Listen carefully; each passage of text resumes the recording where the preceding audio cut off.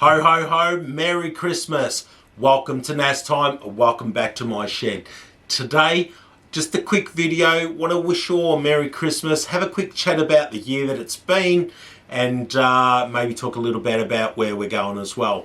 Now, it's been a big year as far as trips, probably not the biggest year, but you know, with the restrictions being lifted due to COVID, it did get a little bit better and we did get out a little bit more this year. Big one at the start of the year was the YouTubers conference. That's what I call it anyway. So I've got a Facebook group. Me and Ed from Ed's Full Drive Camping got a Facebook group called Aussie Adventures on YouTube. And it's basically just a small group we started to get like-minded, you know, young, new, small YouTubers involved. And, you know, just give us an opportunity to kind of bounce ideas and thoughts on each other. And it's been going really well. We had our first YouTubers conference. That was up at Eildon. Got videos and all this stuff, and you can find them on my channel. But basically, went out to Eildon, camping on the Murray River, got half a dozen other YouTubers on board, and we had a fantastic time and learnt a lot from each other. Now, we're hoping to do that again next March. Could possibly become an annual event. So if you're a YouTuber, or even if you're not a YouTuber and you just want to discover some new YouTubers, Aussie Adventures on YouTube. I'll put a link in the description below. Another major trip this year for me was the Grampians. That was a fantastic trip. Hadn't been there for, I was 15, I think. I went on a school camp. And I don't remember it that much, to be honest. But the biggest memory I'll probably have from this trip was the amount of animals that I saw. It was absolutely fantastic. I saw so much wildlife, great variety of wildlife, nothing dangerous, you know, all beautiful and wonderful. And it was just great to see it in its natural environment. I couldn't believe how much of it I saw. So I'll definitely be going to Grampians and doing some more videos from there. And I definitely recommend it to everyone here that might be listening. Another one, we did Oodna Data Track again this year. That was a fantastic. I love the Oodna Data Track. I did it a couple of years ago, and I did it on my own this year. I did it with a bunch of mates. Got to see a couple of new places. It was fantastic. I just love the history, and you know, it's just an iconic track. But this year it took us to the Simpson Desert. Now, you're not familiar with the Simpson Desert. Big desert, basically in the middle of the country. Over 1,000 sand dunes, so a challenging track and quite a remote track, and it's a few hundred kilometers and miles or wherever you're from between fuel stops. So we started at Mount Dare, finished at Birdsville, and it was flooded in at Birdsville, so we had to find the long way home. But that was a really interesting and epic trip, and did it with great friends. May do it again one day, but it's definitely one that, you know, you just have to tick off your list. As far as trips go, that's the major one. I did plan to go track clearing with Parks Victoria, and that's with the Ford Drive Club again. Now, that was put on hold because I'll share some photos with you, but basically I got on the freeway about an hour or two out of Melbourne, and my car conked it on the freeway. And put out the OBD scanner, of course, did a scan, and the message was camshaft out of alignment. Not exactly sure what that meant. Called up RACV and roadside assistance and all that sort of stuff.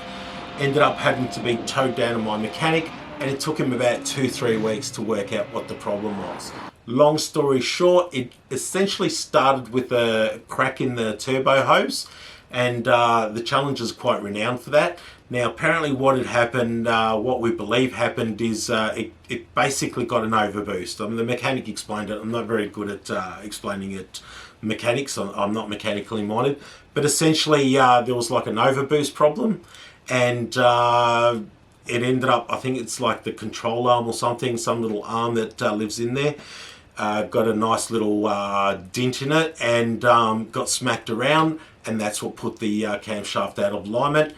And basically timing belt. The timing belt was replaced a couple of months before that, so it wasn't a dodgy timing belt, and but it was just a series of problems that led to a timing belt basically just disintegrating in the motor. Now, outside of the trips I've done this year, done a little bit of work on the car, and the main change is, of course, the lithium power system. So I introduced a new fridge to the car. I basically got rid of my Engel and replaced it with a My Coleman fridge. Been absolutely wrapped. It's a fantastic fridge. I can't speak highly enough about them. So reliable, consistent, and it's just the perfect size, I reckon. I'm not going to go on about it. I've got another video there if you want to go see it. But essentially I got a 120 amp lithium battery just to power that fridge. So it works beautifully. I've got a solar there to back it up. Probably not a great need for solar, but it basically means I can be camped up anywhere. As long as I've got a bit of sun on the solar, I can spend 4 or 5 days there with no problems or worrying about the fridge running out. And after that, go for a bit of the drive and I can start over again. So great little system there. I also finally upgraded my rooftop tent. Now I've had a couple of the King's rooftop tents and had some major issues with that, with water getting in and that sort of stuff. I ended up nicking those off and I picked up the 23-0 Sabre rooftop tent. Now that's the original tent that I wanted. Long story, you can go watch the video on that one if you're interested. But essentially I finally got that rooftop tent onto my trailer, and you know what, I got so much 23-0 gear now. I'll be doing a couple of videos of it coming up, but definitely a lot better rooftop tent, a lot more comfortable, and there's just so many things going for it. So I'm really excited about that one.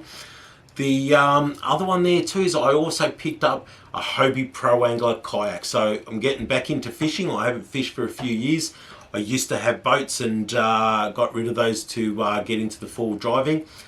I don't want to get a motorboat again, but I've been able to pick up a Pro Angler. It's a pedal kayak, absolute fantastic. But one thing I realised, too big for the car, and on my 6x4 trailer, it's actually illegal to carry. I didn't know this.